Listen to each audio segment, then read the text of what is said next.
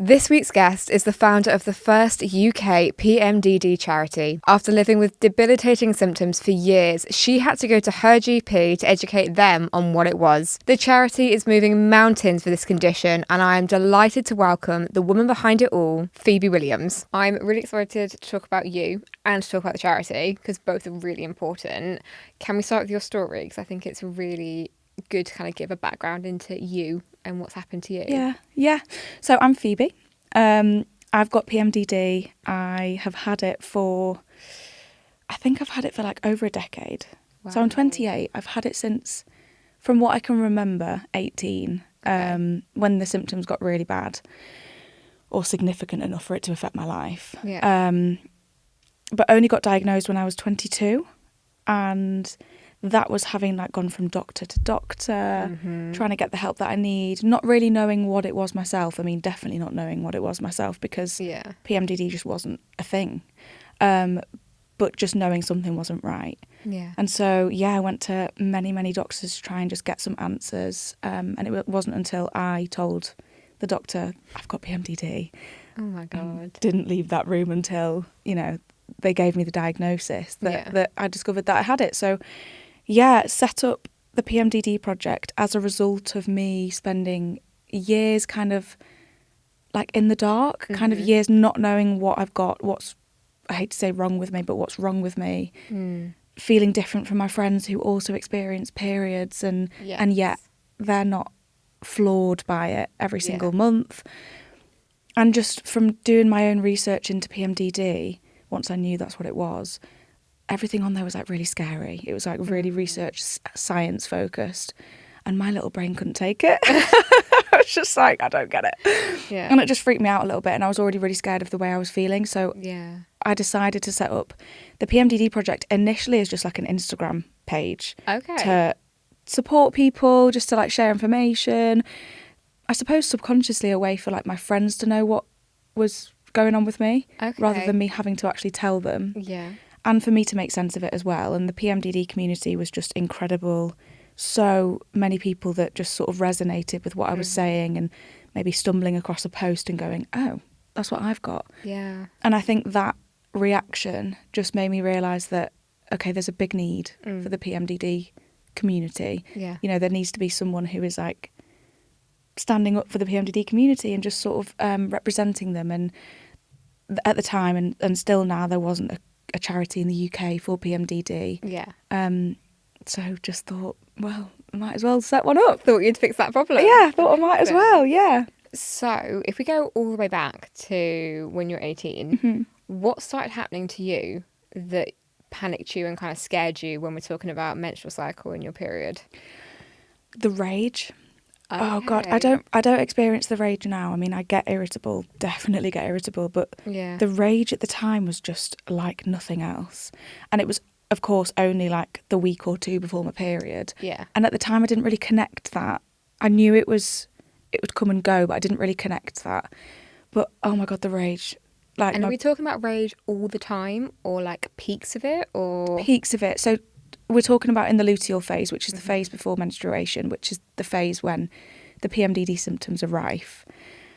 And it was just constant. It wouldn't be like I'm, walking around constantly angry, but any little thing, and I mean little, would really get me going.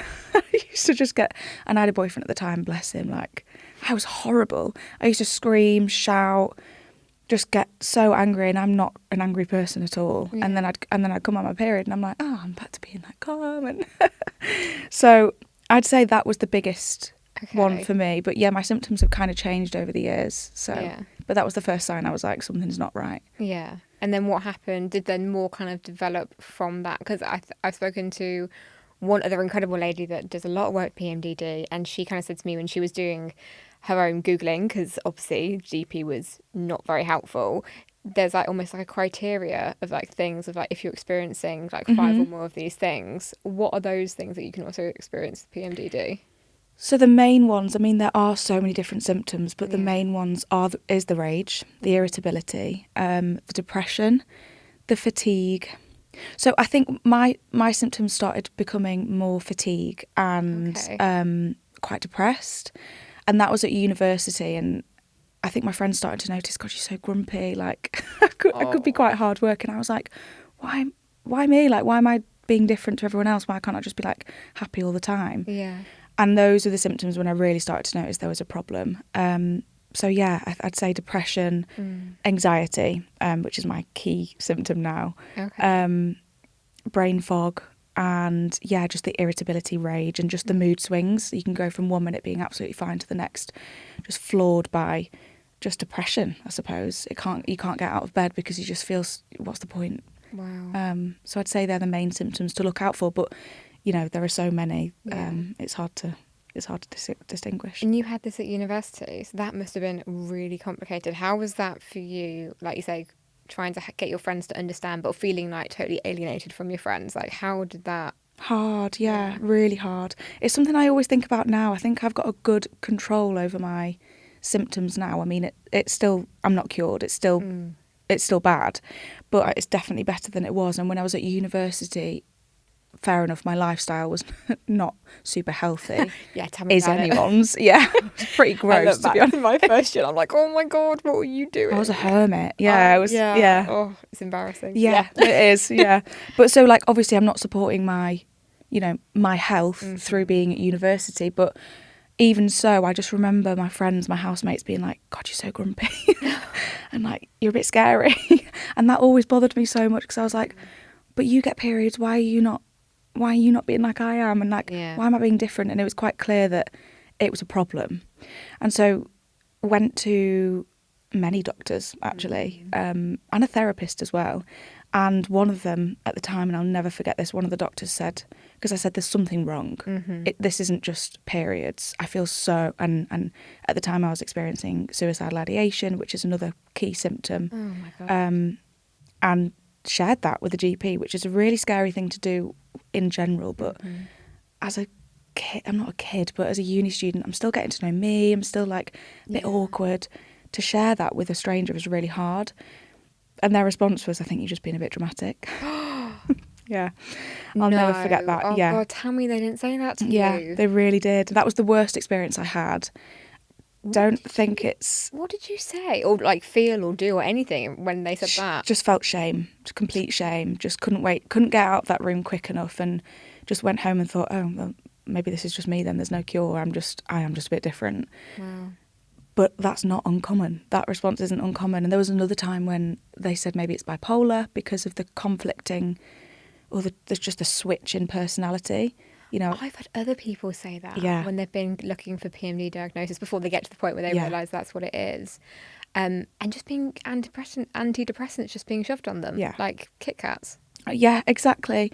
If it's not antidepressants, it's just a hormonal option. So it's like, you know, go on the coil or take the pill. Oh, God, go on the pill. Which, I mean, I was on the pill for years and years, and if you've got PMDD, you're already quite sensitive to hormonal fluctuations. And whilst the pill does work for some people, it's not the answer for everyone, and it certainly wasn't the answer for me. It really wasn't. So it's really wrong that that's the first thing that they say. There are lifestyle changes that you can make.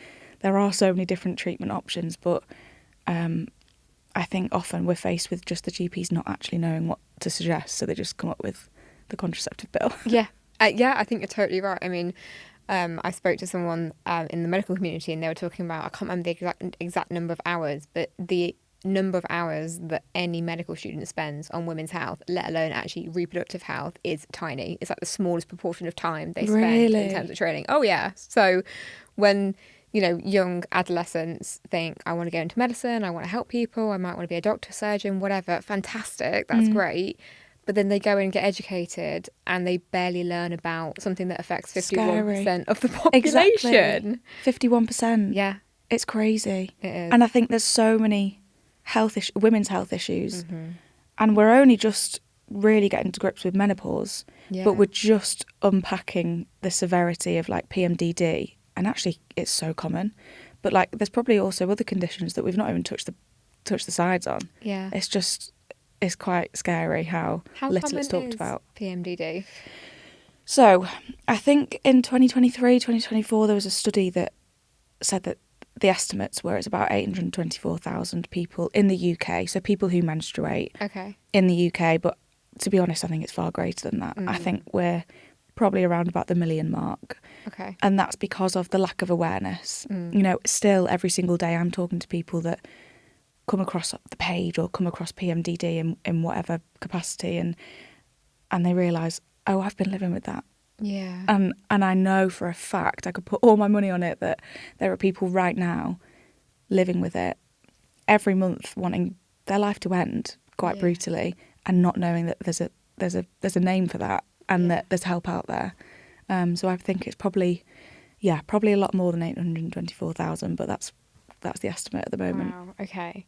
Well, that's just a huge number of people, isn't it, that have been affected by this. So, talking about your GP appointments, how many estimate, or kind of how long was it of this kind of going to GPs, coming home, that you spent before you then had to educate your GP yourself to get the diagnosis? I think about 10.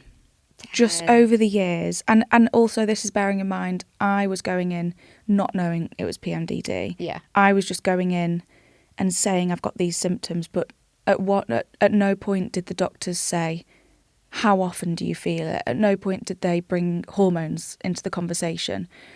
And had they, I'd have got that diagnosis years ago. I'd have made that connection. I'd have been able to support my PMDD symptoms earlier. No one asked you about a pattern or anything? No That's pattern. Insane. I mean, you know, even if we put a pin in the women's health space, surely for anything that's wrong medically when you go to your GP, surely the first thing they should be thinking of is, let's see if there's a pattern of symptoms or pattern of any description. Yeah. I mean, men and women get hormones, and it should just be like something that we talk about. Yeah. Dr. Millie's one of our trustees, and she really emphasises this. It should be just a common part of the conversation. Yeah. But yeah, no, at no point was I asked if there was a pattern. So I think I went through about 10. I mean, the main one I can remember is the one that said I was being dramatic, but it was a lot anyway. And for a long time I stopped trying. I gave up because it was just humiliating. Yeah. You know, bearing it all and stuff that I wouldn't speak to my mum about, my friends about, and for it to get rejected. And that's so brave. Like, to be, because I remember going through diagnosis at a similar age when you're at university. It's so brave to take yourself to the GP, not just once, not twice, but that many times. Yeah. And to have to say things. I can't imagine, like, I'm thinking about ending my life every single month. That is so brave and so courageous to have, like, the disrespect that you had in the way they handled it. I can't even imagine, like, how resilient you have to be to keep doing that. Well, thank you, but I think I'm one of the lucky ones, to be honest. I think I know other women are still going through that process and have either given up, and that's really scary, or are just continuing, and it's a lot longer. I think the average time it takes to get a diagnosis is 12 years. 12? Which is crazy, yeah. My God, that's awful. Terrifying. But when I got diagnosed, I stumbled across, I think it was a blog piece, and I wish I'd kept it because it was me and my mum were like Googling every single symptom under the sun, like, what is wrong? And this was at a time when I was really scared for my safety. I really didn't want to be here anymore for those 2 weeks. So was Googling everything, just so desperate for an answer. And then came across this blog post and I was like, oh my God, this is amazing. It was sad, but it was such a light bulb moment of like, oh, thank God, there is something that I can put a name to. Yeah, the way I'm feeling. Yeah. And I'm not just different. There's a reason I'm feeling this way. So took the paper to my GP and I was like, this is what I've got. And he was lovely. He was really lovely. He'd never heard of it before. Okay. And he said straight away, okay, I've never heard this, but I'm going to go away and do some research. And he came back, he rang me the next day and he said, you've got PMDD. Wow. I mean, I have respect for that. Me too. I can definitely respect a human being saying, I don't know this, and that's okay, but at least I'm going to listen and actually put the work in to go research it. 100%, because I think it's really easy for us to get angry and frustrated with healthcare professionals, but then they're human. They're not, they don't know everything.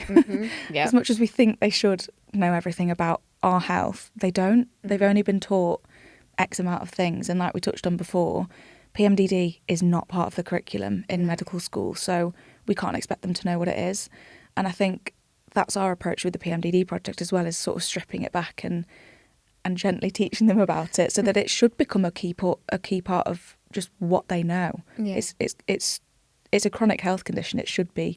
It should just be understood. Definitely. So, yeah. So what happened for you once you had that conversation then? He said, yeah, okay, it is PMDD, you're absolutely right. The years that followed that up to like today really, and you managing the condition, how did things change for you?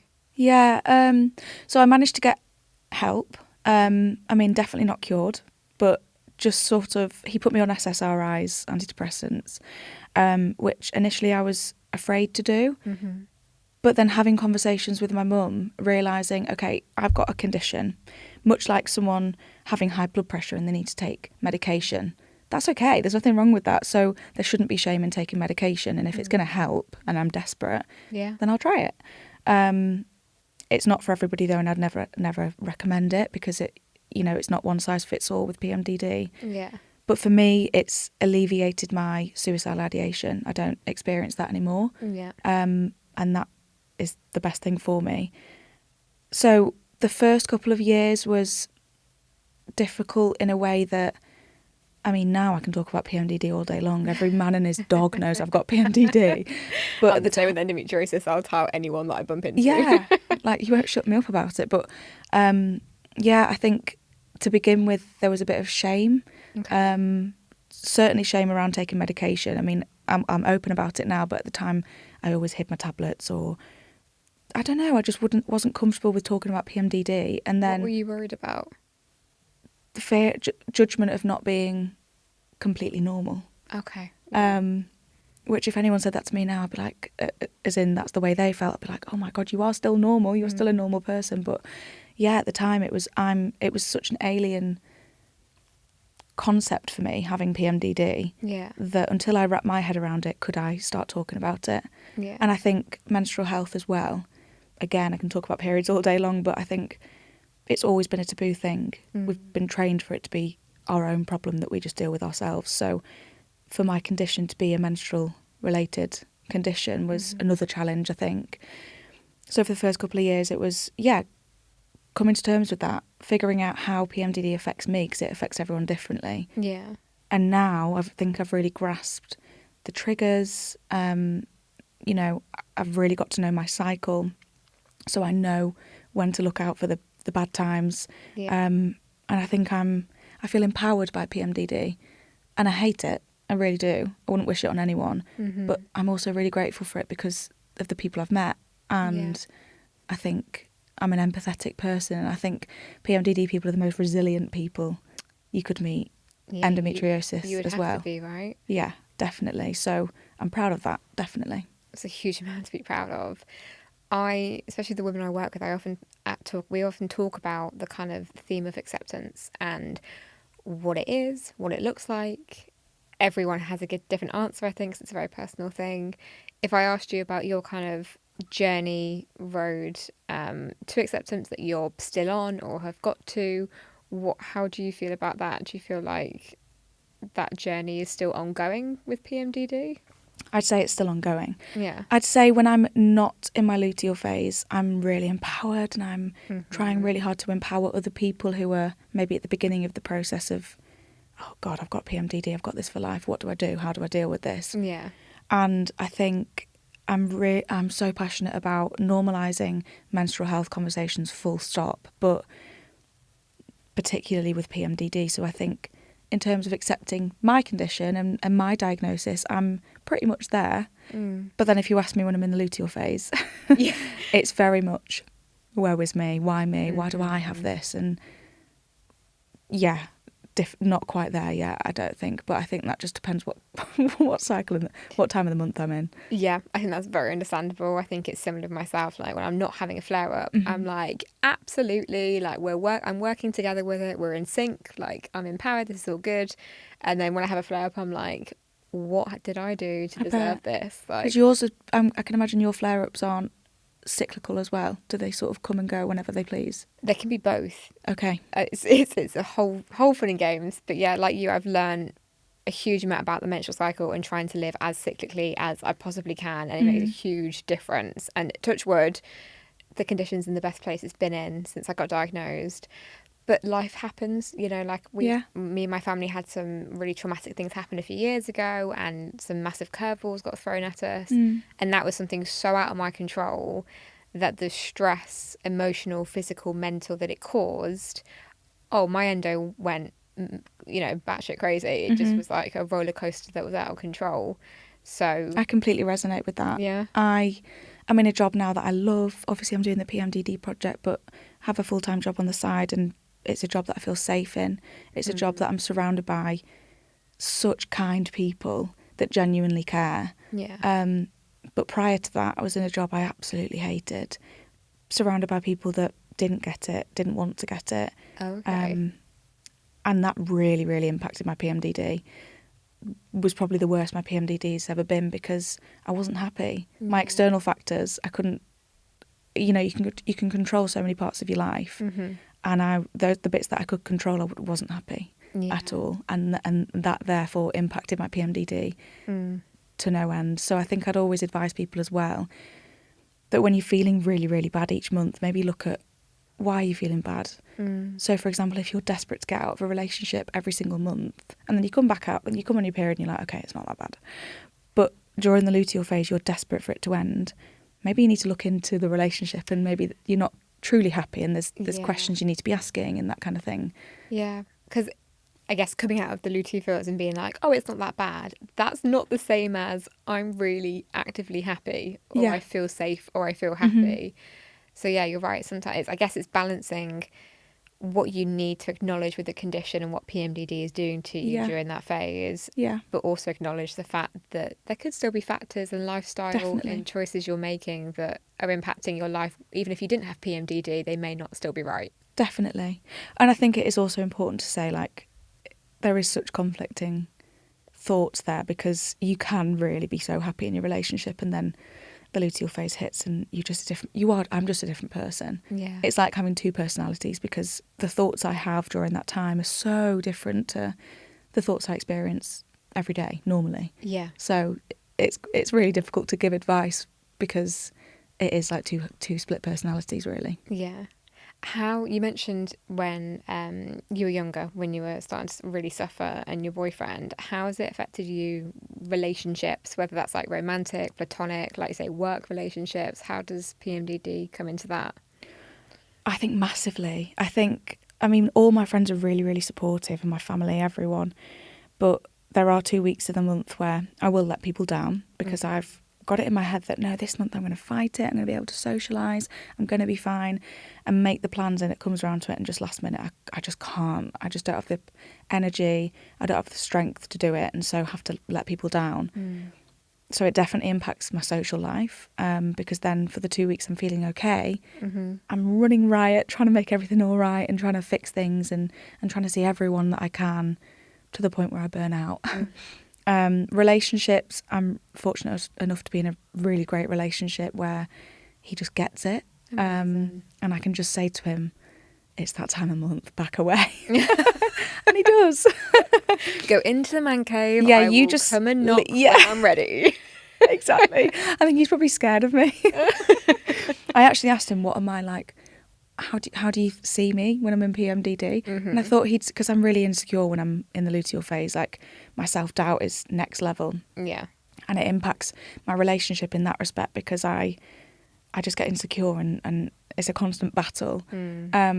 And I thought he'd say that was my main thing. And he was like, no, you're so blunt. I was like, am I? He was like, you're so rude. I was like, no way. I thought it was really sweet, but okay. But no, it doesn't. I'm lucky that it doesn't. I mean, if we were ever going to have issues, it would be during that time. But I just tend to take my space from everybody during that time. That's just the way it works for me. I know not to be around people. So yeah, it will impact work where, you know, I won't be able to go out and like socialise with them, or I won't be as present in the room when we're having meetings. And but yeah, I'm learning how to try and manage each relationship that I've got.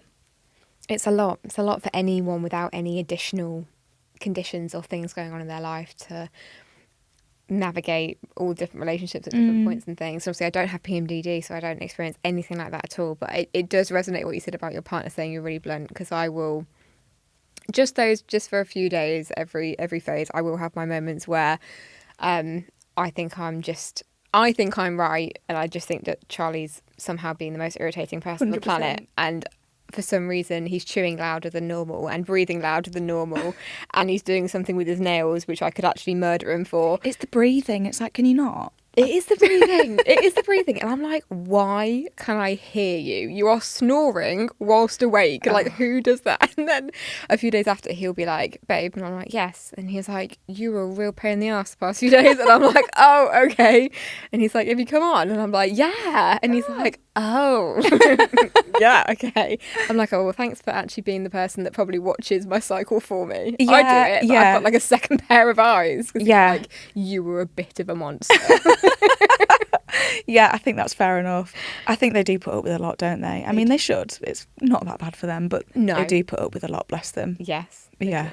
But we have a lot to contend with. Yeah, we're a lot more complicated than they are. The loud breathing for a start. I know. A lot to contend with. God, I love the boy to pieces, but yeah, the breathing is just extraordinary. There's no need. There's just no need. No, just do it silently where I can't hear it. Exactly. But I recently learned actually that, because obviously women, we operate on a 28-day-ish, but it obviously extends to 35 really, cycle. But men operate on a 24 cycle. I know, I learned this recently too. How we end up together, I actually think is a bit of a miracle, because we couldn't be further apart on the scale, could we? Like, he wakes up every day at 7 a.m. and he's like, morning, let's get the day. I'm like, no, I'm good, thanks. Yeah. No, it is hard. It definitely is hard. And I think that's why it impacts relationships so much, because whilst they can be empathetic, they're never going to get it. I think it's really difficult if you've never experienced those symptoms before. There's only so much you can understand and like sympathise. Yeah. So thinking about women that obviously do have PMDD, but actually women that don't, because I think we all need to be educated.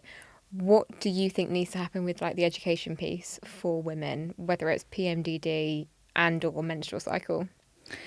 I think, so I don't know about you, but when I was in school and we'd have like sex education classes, I can't really remember it too well because there were so little sex education classes. Yes. But the boys were separated when you talk about menstrual health. I had that. I think I did. My memory's not great anyway, but I'm pretty sure, and I've spoken to other people, where the boys are separated. Yep. Why? Because you've got a mum, you might have a sister, you might have a girlfriend, you've got friends, colleagues who are going to menstruate, and you need to know the basics. It's so natural. Yeah. And I just don't see why they should be separated from that, because they need to be our allies. Yeah. Regardless if you've got PMDD, PMS as well. They need to be allies. They need to learn how to not annoy us as well. So, but no, I think it's just starting from a young age. We need to just break those taboos, because I think a lot of the issue with menstrual health is the fact that there is a taboo. Yeah. We're uncomfortable with talking about it. And the younger we start them with those conversations, the better the better they are to look out for signs or know how to support someone that's going through it. And so that's a key thing for us. We really think it should start from a younger age and just normalising the conversation. I think the quality of sex education as well, because I don't know about you, but mine was dire. Yeah. I don't remember learning anything helpful in my sex education. The only thing I remember is being in sixth form and having my final sex education class. And by that point, I had started my period and they were unbelievably painful, really heavy, like already really serious signs of endo, not that I realised, which would have been the opportunity, I think, for someone to be like, heavy bleeding, not okay, chronic pain, not okay, like all these things. But no, we didn't talk about that. The only thing we talked about or got demonstrated on was that we got taught how to put a condom on. They gave us a banana and they taught us how to put it on. I just remember sitting there thinking, I don't know, because I'm not an expert, but I'm pretty sure this isn't even my job. No, true. You can do it yourself. Yeah, I remember thinking, like, I don't know why I need to know how to do this. Did we even get taught how to put a tampon in? No. I never got taught that. That was a conversation with mum, and that took hours of, like, I'm never going to get this. This is really embarrassing. The trial and error was just crazy. Yeah. But see, we've just got such a long way to go. And I think actually even now, because one of our trustees has a 14-year-old son, and and he's just gone through, you know, sex education, and it's still happening. They're still getting split apart.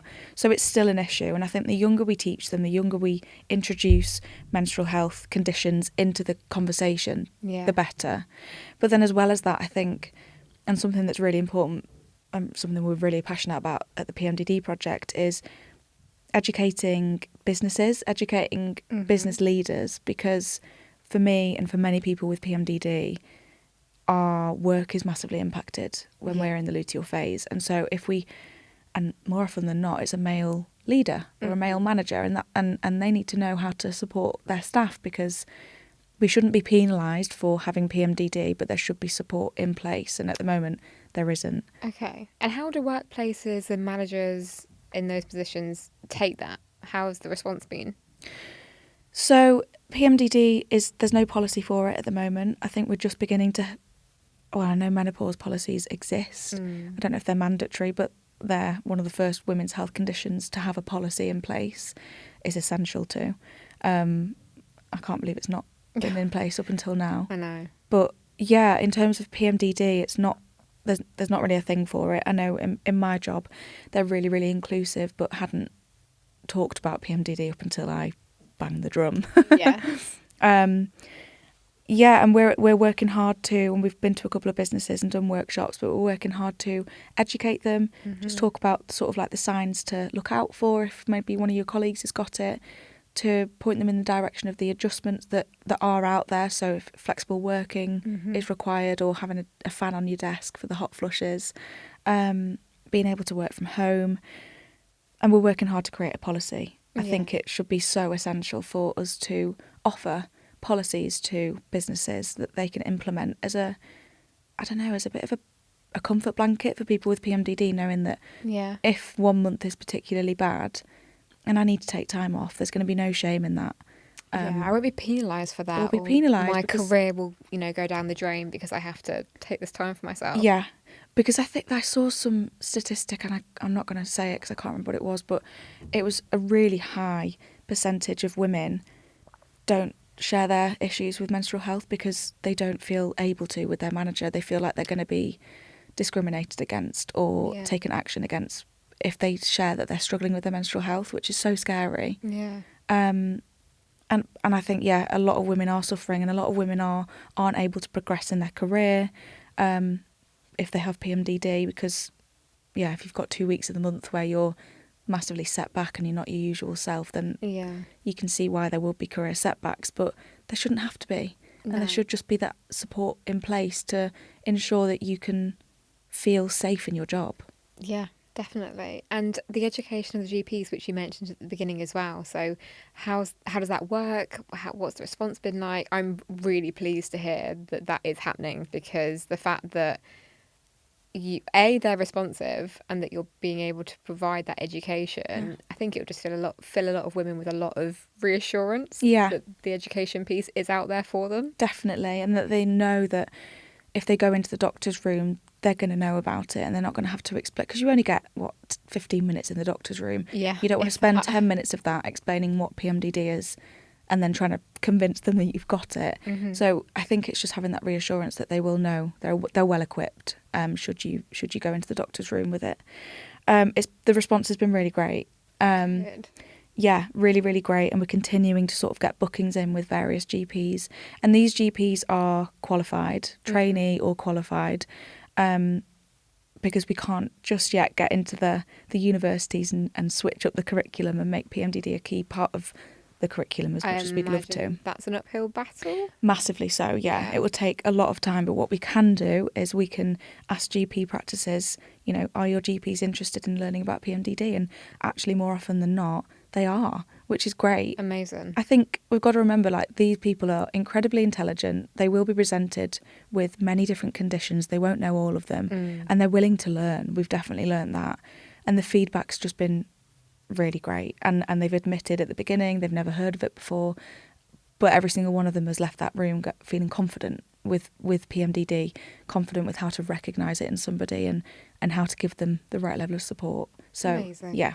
I think it's super important to continue that with GPs and healthcare professionals, full stop. That will change I think both sides of the conversation, you know, GPs, like you say, will leave feeling empowered and educated and probably even more positive that they can help more people because they're like, okay, I now know about this thing that I didn't know before. And they might even be thinking as they leave that room, I can even think of patients that I've seen that thinking, oh, really? Yeah, we did. We had about, I think, from our first GP session, we had about 3 different GPs come and talk to us privately and said, oh my God, it's so interesting you said that, because last week or the week before, really recent issues where patients had come in and expressed the way they were feeling, and the GP had held their hands up and said, I don't know what that is. And it wasn't until this workshop that they'd gone, they've definitely got that. I'm going to get in touch with them. I'm going to speak to them. And wow. Yeah, and it's great that they've admitted that and they've said, look, I held my hands up and I wasn't sure what it was, but now I know to look out for the cyclical nature of it. Yeah. And the fact that they're even going to go and reach out to that patient again and give them the support is just amazing. So that will change someone's life, right? 100%. That's amazing. So the PMDD project is obviously the amazing charity that you set up. Like you said, you started off with an Instagram page and like awareness work, and it's turned into the charity, which is incredible. Yeah. So tell me more about the charity. Obviously, you've got the training element. What other elements are there to the charity? So our mission is to support people impacted by PMDD. So that's not just people directly impacted like myself. That's people indirectly impacted. So that is healthcare professionals, that is business leaders, that is our loved ones who need to know how to support us when we're going through it. And to achieve our mission, we've got 3 pillars. So the first pillar is raising awareness. Imagine the day when I don't have to explain what PMDD is. That would be stunning. That would be amazing. People just go, oh yeah, PMDD. Heard of that before, yeah. It would be stunning. I mean, it's a chronic condition. It can be classed as a disability. So it's, you know, but it's not talked about. And just the fact that no one knows what it is just crazy. And we're desperate to change that. Raising awareness by going to business leaders, going into businesses, going into GP practices, like I mentioned, and schools too, is part of the plan. Providing support is another pillar. So we've just created, or a couple of months ago created, 17 free to download resources on our website, and that ranges from how to support a loved one, how to support a colleague, different sort of lifestyle changes that you can make to support your own symptoms. There's one for people who have just begun menstruating, and it really breaks it down into a non-patronising, non-condescending, but easy to digest way. And yeah, we're going to continue to create more resources, and we're looking into creating an online community forum so that people can just tap into it. I think the PMDD community, and I've learnt this from joining it, is so empowering and so kind, and we'd love to be able to create this safe space online, which is why it's taking time, because we want to make sure it's just right. Yeah. That people can just connect with other people and maybe share tips or ask questions and just make friends through a really awful condition. Yeah. And then the third pillar is funding research. So whilst we're a year old this month... Oh, happy birthday. Thank you so much. It's obviously a long-term plan to be able to fund research that requires funding. But it's definitely something that we're so passionate about doing. And we've begun conversations with researchers who specialise in PMDD. We've begun conversations with universities whose women's health department is just fantastic, and they're really passionate about making great change in that sector. We've begun those conversations. We're kind of building the foundations so that one day we will hopefully be able to fund research, because at the moment there's very little research in the UK, worldwide, but in the UK, very little research, and we'd love to be able to fund breakthroughs for the condition. That would be stunning. That would be incredible. I mean, research and development across the board for women's health is really low and has been for such a long time. Yeah. So to boost it and to have, like already such positive conversations with researchers and universities, that sounds amazing. And just like the groundwork that we need to just kind of make sure that people understand why it needs to be prioritised and why it needs to be so important. Yeah, and just give people hope as well that people are... and there are so many people out there, researchers, scientists, who really do want to research into the condition. But I think the lack of funding as well for women's health conditions is such a barrier. So if we can help that in whatever way, the amount of people that could make a great change for that community is just, it's so exciting, and it definitely gives me hope. So hopefully gives other people hope too. And speaking of hope, what is your hope and the charity's hope for the future of PMDD? You know, you've touched on a few things, but if we're talking 5, 10, 15 years into the future, what would you like it to look like? For it to be recognised as the chronic condition that it is. Okay. For it not to be dismissed as just a bad period. Mm-hmm. I don't want people to just go, oh, it's that time of the month. You know, this is a really debilitating condition that's actually taken far too many people's lives. Has it taken people's? Yeah. Wow. The suicidal ideation is a massive symptom of people with PMDD. And it certainly was for me. But I know that, I think based on the 824,000 people that have PMDD statistic that I gave before, I think of that, 275,000 will attempt suicide, which is just staggering. Oh my God, that's horrific. And yet we don't know what it is, and people are being dismissed for bad PMS. And they're not the same. It's not the same. No. So my hope is for it to be recognised as its very own condition that's nothing to do with PMS, that is really severe, needs to be taken seriously, and for that taboo to just go, for it not to be a really uncomfortable conversation to have, because yes, it does affect work, yes, it does affect relationships, but the earlier we have these conversations and normalise women's health full stop, would, you know, the better we can get the support that we need. Yeah, absolutely. And the PMDD project is doing so much amazing work. We're going to put all the details in the description so people can find you and find all the amazing resources that you talked about, because that's really, really important. Before we end, there is one question that I always ask that I'd love for you to have a go at if you're happy to.